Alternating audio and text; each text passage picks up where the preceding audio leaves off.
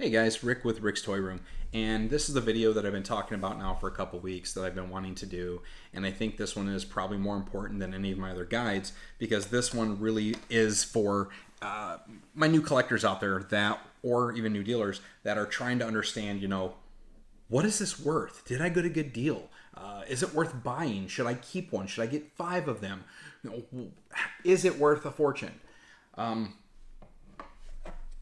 And without someone that really is kind of like walked you through it or spending enough time, online to kind of dig and decipher how to do this, it could be very troublesome to understand if you got a good deal or if you found yourself a diamond in the rough or if you made a good investment or if the seller is trying to, take advantage of you or any of those type of things. So in this case, knowing is half the battle. And I want to make sure that you understand some of your best avenues of properly gauging the value of your collectible or collection for that matter. So with that, let's get into it. First off, how do you identify how much something is worth? Well, back in the day, we would run to the local bookstore, magazine stand, wherever, and we'd look for the new Action Figure International, or we would look for Action Figure News, or we would look for Tomart's Price Guide, and we'd have to wait 30 days to whoever the editor was to combine all this knowledge and information, publish it in the magazine, put it out. By the time it got out, it's possible the prices were already off because maybe the market got flooded, or a variant is no longer a variant, or whatever the reason. Like, it was very difficult and very slow. Now you have information at the speed of light. I mean, at your fingertips within seconds. I can tell you price history of pretty much any product out there because of places like eBay, Mercari, Pop Price Guide, also known as HobbyDB, the Funko app. These are your major, information sources if you know how to use them. Now, I didn't mention something like Target or Amazon or Walmart for one major reason. All of these sites not only typically post their products for sale at MSRP for the items that they physically own or have purchased for redistribution, but places like Target, Walmart, Amazon also have a lot of third-party resellers. So they've linked up with other people to sell product that they don't personally carry, and those people can price their items as much or as little as they want. The problem with that is it's a very unstable area to check prices in, because you may have someone like Amazon who can afford to take a massive loss, and they will liquidate cases upon cases of product. You will have places like Target or Walmart who has some third-party, smaller company like myself that would say, hey, I want to list my products using your site, I'll give you a cut, and they mark their price up super high, not only to cover the cut of Walmart or Target, but their margins are way tighter and have to keep a much higher price. So those aren't very good locations to say, well, I saw it for this much at this website. Those are bad. Keep with the classics. Keep with the ones that are a little bit more true, more real time. Like I said, eBay, Mercari, HobbyDB, which is also, like I said, Funko Price or PopPriceGuide.com, and then the Funko app. So, how do you use these items to actually make your information and your guide on what you should, price your items at? I'm going to start with eBay because eBay is going to give you a much larger scale of product to be able to search. eBay also has made it really simple in its search function to allow you to, if you're doing it from your phone, scan the barcode with your camera and it'll pull up everything that you can find for prices. So we're going to use a control product, give you an idea on what you're looking for price-wise, etc. And shows you the difference between the comparisons, what they list, what they don't, and I'll give you some ins and outs, etc. So what we're going to do is we're going to use our NFT Redemption Retro Comic Bluto Popeye Funko Pop. And first we're going to run that through eBay. So I've got eBay open here on the other screen. I'm going to type in Funko Bluto Retro. Now, the cool thing about using eBay is if I wanted to scan that, like I said, I could scan the barcode. Anybody that's populated it, we would pull up instantly. but you don't have to be super specific with your keywords. And honestly, you should not be super specific with your keywords. You want to try to get a nice range, targeted range, right? So your key category, Funko, product line, the retro, the product name, Bluto, and then run it, because there's a lot of, you could have a lot of different Blutos, different naming conventions, and it's just going to be very difficult. So keep it simple. Funko, Bluto, retro. Instantly right now there are 14 active listings at the time of this video. What I want to do though is I don't care about what's active. I don't care what people are asking. When you first do this search, if you don't know how to dig into recent sales, this gives you a really bad idea on how much this product's worth. I'm looking at prices anywhere from $15 up to $165 on the first 3 items. Is it $165 or is it $115? Well, here's how you find out. I want you to go over on the right side and click Advanced next to the search button. I'm doing this on my iPad. This is the same on your iPhone, and it should be the same on Google. Once you've clicked on Advanced, you're going to get a list of advanced search features that you can use. Scroll through the features until you find the sold listings function. Click that, put the check mark in, click on search. Now that's going to resort the search, and it's going to dump all the listings that have recently been sold.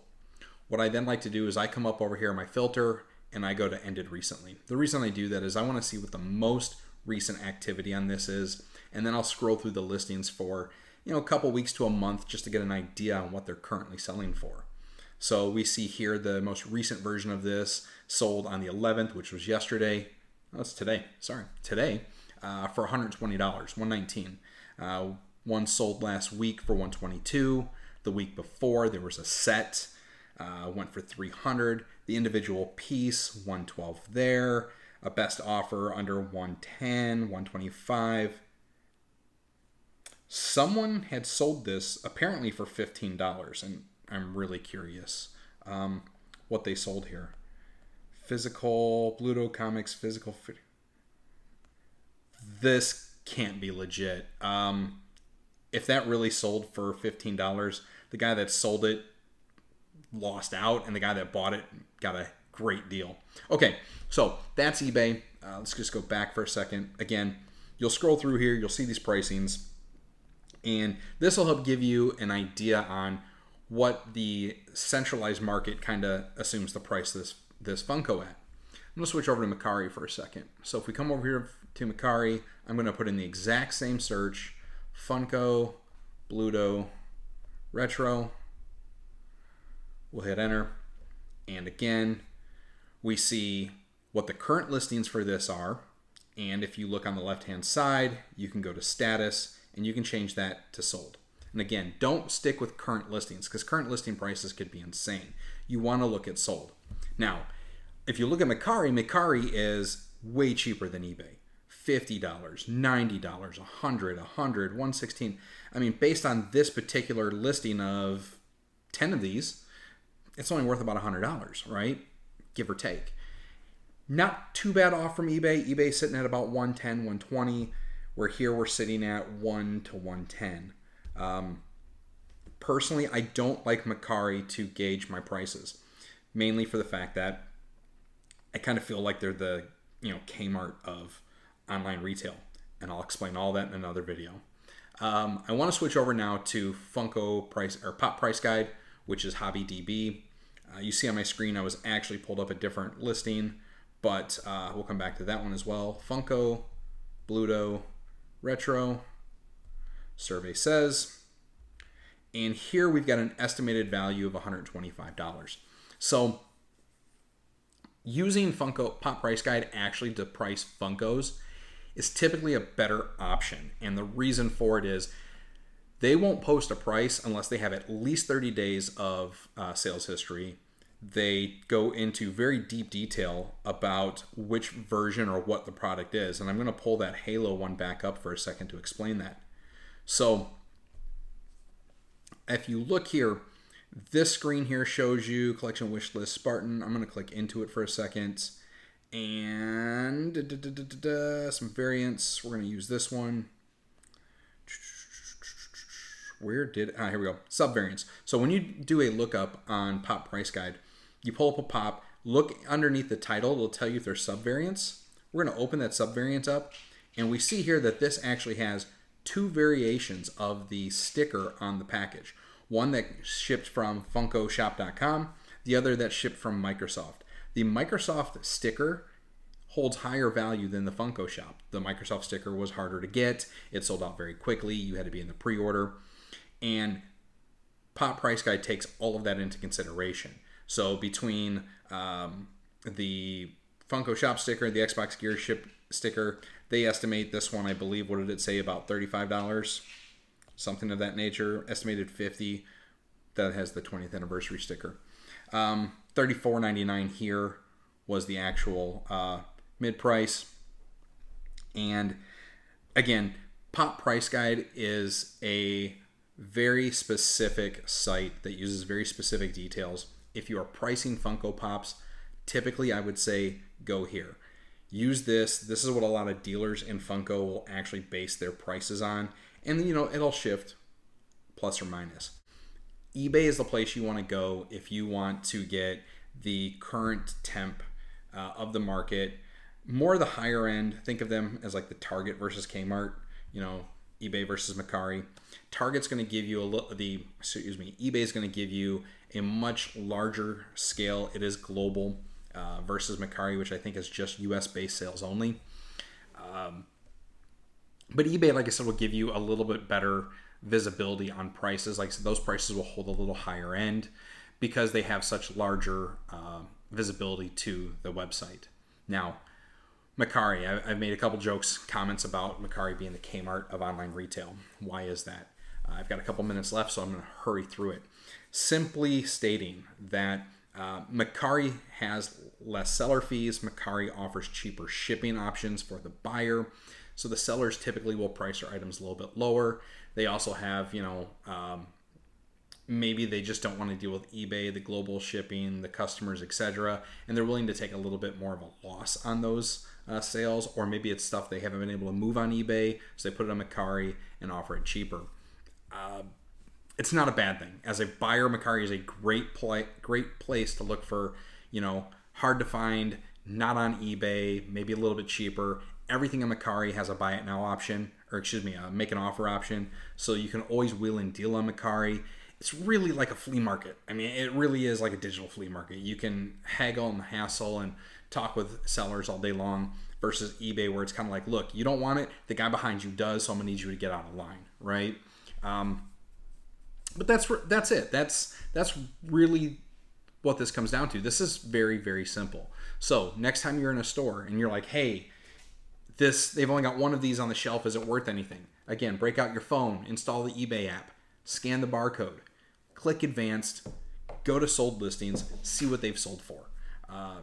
Take an average, guess what, get an idea of what roughly it could be resold for or what it's worth.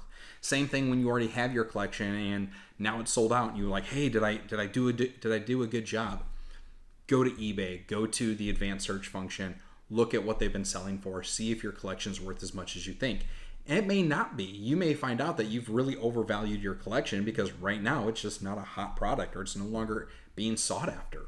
And that is the sad reality of this game, right? Like, the truth be told, when it comes to collecting, if you are collecting to collect, don't even worry about this video. Outside of if you wanted to get your price for maybe an insurance adjuster to get everything set up for your insurance company to put a rider policy, use this video, do a search, find out the value of your stuff today, send it to the insurance company. If you are a reseller or you are a flipper or you are a scalper, get in, get out. The faster you get your product, the first person on the block to get it new can sell it for the most, and the longer it sits on the market, unless it's super rare, the price is going to dip. Get out while it's hot. For those of you that are keeping long-term investments, these are great tools to go in and just see how your price and your collection value has fluctuated over the time of you owning it. Okay?